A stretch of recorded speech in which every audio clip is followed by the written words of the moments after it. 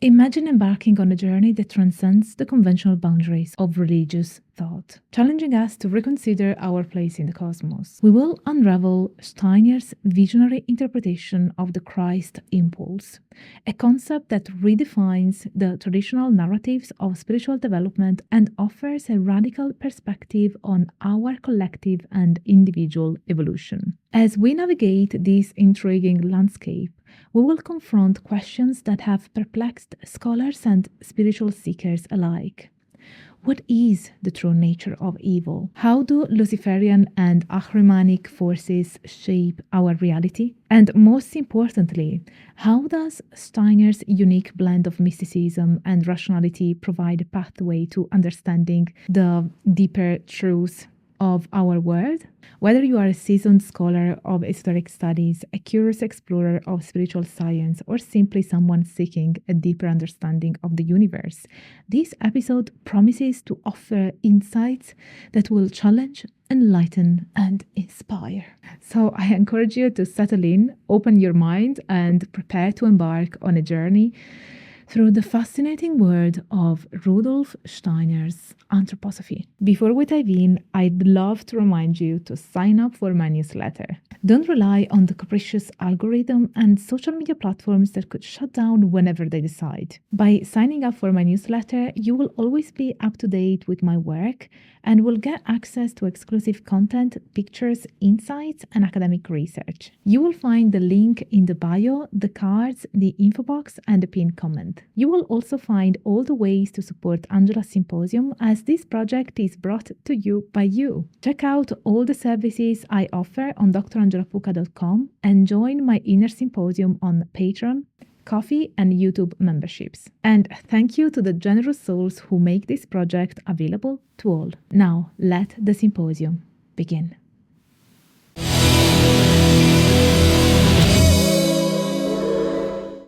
Hello Symposiast, I'm Dr. Angela Puca, Religious Studies PhD, and this is your online resource for the academic study of magic, esotericism, paganism, shamanism, and all things occult. Let's embark on an intellectual journey into the heart of Rudolf Steiner's Anthroposophy, particularly his unique interpretation of the Christ impulse and its profound implications for human spiritual evolution. Steiner's approach, intricately weaving together elements of Christian Rosicrucian initiation, marks a significant departure from traditional theosophy. It's fascinating to observe how he endeavored to recontextualize the Christ concept within a society increasingly leaning towards rationalism and materialism.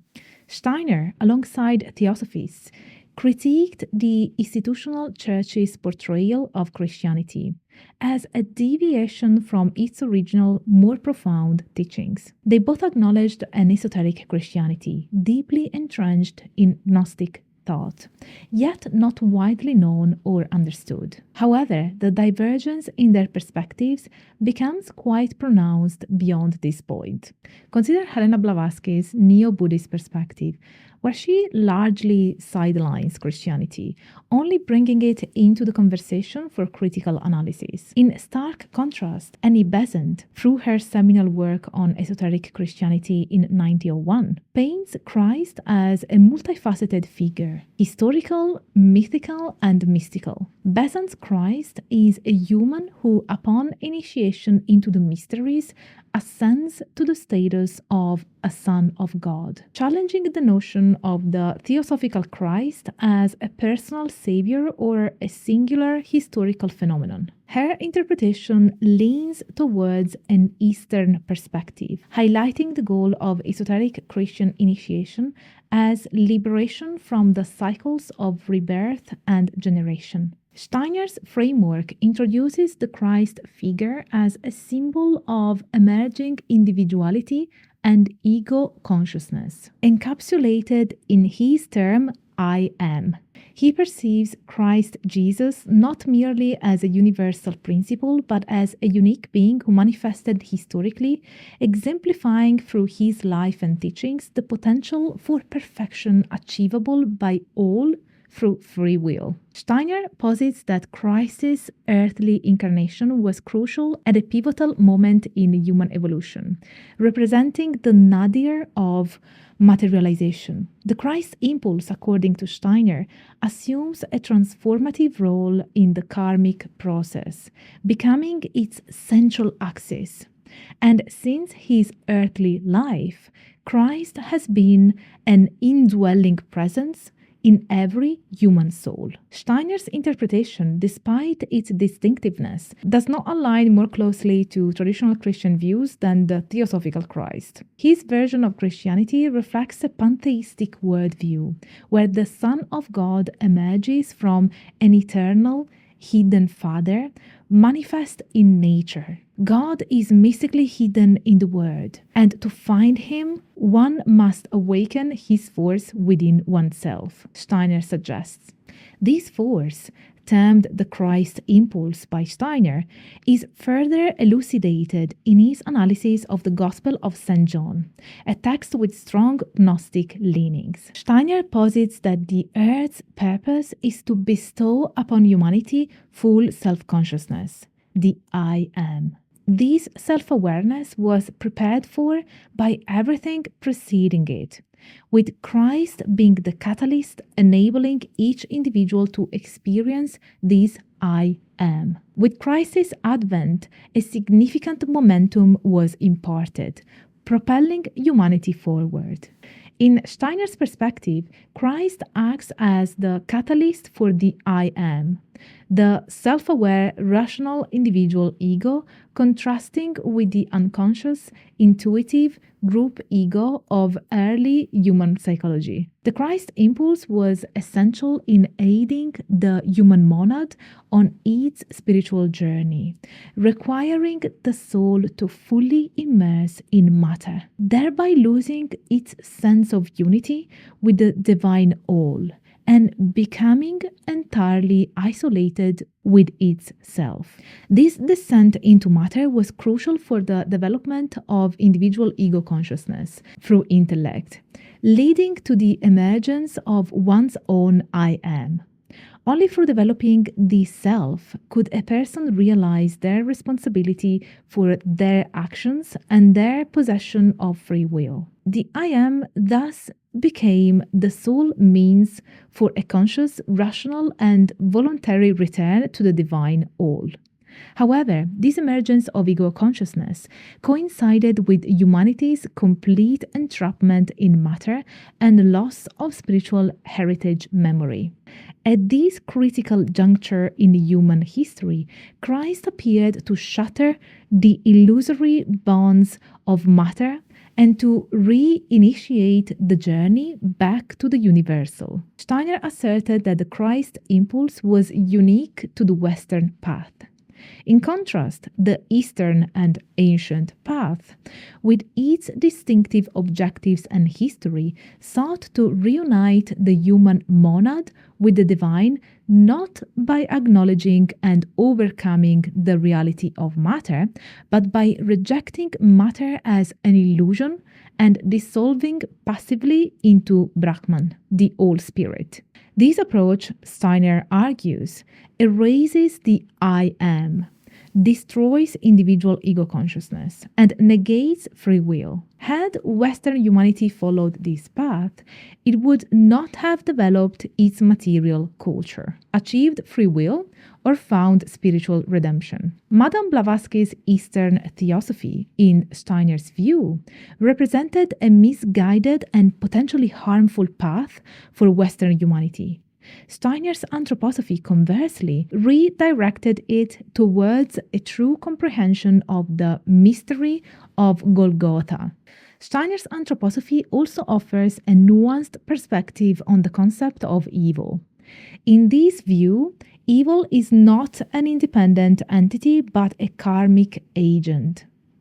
Theosophy, rejecting the notion of a personal God, similarly dismisses the idea of a personal devil. Madame Blavatsky reinterpreted Lucifer's satanic image in Christian culture as a misinterpretation. She portrayed Lucifer, the luminous son of the morning, the Manvataric dawn, as a figure transformed into Satan by the church to fit new dogmas, whereas he symbolizes good, sacrifice, and wisdom. Blavatsky, aligning with the French occultist Eliphas Lévy, saw Lucifer as the bearer of light and a force of creation and destruction, beneficial when used prudently, but destructive in excess. Steiner offered a more nuanced explanation. He agreed with theosophists that there is no inherent evil, suggesting that evil arises when something good is misapplied. Anthroposophy associates evil with two impulses, Luciferian and ahrimanic. Steiner used the mythic figures of Lucifer and Ahriman as metaphors for the dark forces within the universal order. Ahriman, derived from Zoroastrianism, is seen as the lord of death and a lawful ruler in the order of death, not inherently evil, but necessary for the world's functioning. Steiner described Ahriman as dark, hard, rigid, and cold, influencing human thought by materializing it. He believed Ahriman's dominance in modern times led to an overemphasis on mechanistic science and material concerns. Lucifer, in contrast, represents the power of will, fostering creativity, imagination, and artistry in humans. Described as light, heat, and motion, Lucifer's influence can lead to greatness in art and culture. However, excessive Luciferian influence results in egotism, willfulness, and loss of reality. Steiner emphasized the importance of balancing these two forces, suggesting that life is about actively seeking equilibrium between Luciferian and ahrimanic impulses. When unbalanced, either force becomes demonic and is perceived as the devil. Steiner posited the Christ figure between Lucifer, incarnated 3,000 years ago, and Ahriman, whose incarnation he predicted in the West before the third millennium of the post-Christian era. He associated Ahriman's future incarnation with the anticipated Antichrist, warning that only spiritual awareness can prevent humanity from being trapped in matter by Ahriman's dark forces. This brings us to a crucial aspect of Steiner's anthroposophy, its role as a form of spiritual science or rational mysticism. Steiner's goal was to establish a systematic, disciplined approach to occult phenomena, emphasizing knowledge over mere belief. His teachings, encapsulated in over 150 books and 6,000 lectures, represent a monumental effort to bring clarity and coherence to the mystical and spiritual realms. Despite its divergence from Theosophy, Steiner's anthroposophy remains closely related to it, differing more in style and emphasis than in theological substance. Both systems share foundation in modern gnosis, pantheistic and metaphysical monism, and emanationist views. They advocate an esoteric Christianity based on Gnostic models. However, anthroposophy's scientific language, its Western focus, and logical coherence set it apart, making it particularly appealing to the educated European mind seeking a Christian-oriented theosophy. In conclusion, Steiner's anthroposophy offers a rich, complex landscape of spiritual insights and concepts. It challenges us to reconsider our understanding of Christ, evil, and the spiritual evolution of humanity. It invites us to explore a balanced path between the Luciferian and ahrimanic impulses, guiding us towards a deeper comprehension of our spiritual journey and the cosmic forces that shape it. As we delve into these teachings, we are reminded of the intricate interplay between knowledge and belief, science and mysticism, and the perpetual quest for spiritual understanding in an ever-evolving world. word. This is it for today's video. If you watched until this point, leave me a sun emoji. Now, my dear symposiasts, this project of delivering free academic knowledge based on peer-reviewed scholarship can only exist thanks to your support. So if you have the means and want to offer this knowledge to all, please consider supporting my work with a one-off PayPal donation by joining my inner symposium on Patreon, Ko-fi, or YouTube memberships, super thanking me in the comments, and checking out my services on drangelapuka.com. You can book private lectures, tutoring sessions, commission a video, and much more. All links are in a pinned comment, in bio, and in the description box. Also, don't forget to sign up for my newsletter to get to know me better through all my ponderings and my reflections on everything esoteric. If you like this video, don't forget to smash the like button, subscribe to the channel if you haven't already, share my videos around, leave me a comment in the comment section because I absolutely want to know what you thought about it. And hit the notification bell so that you will always be notified when I upload a new video. Thank you all so much for being here, and stay tuned for all the academic fun. Bye for now. Today we hold the ground, we'll never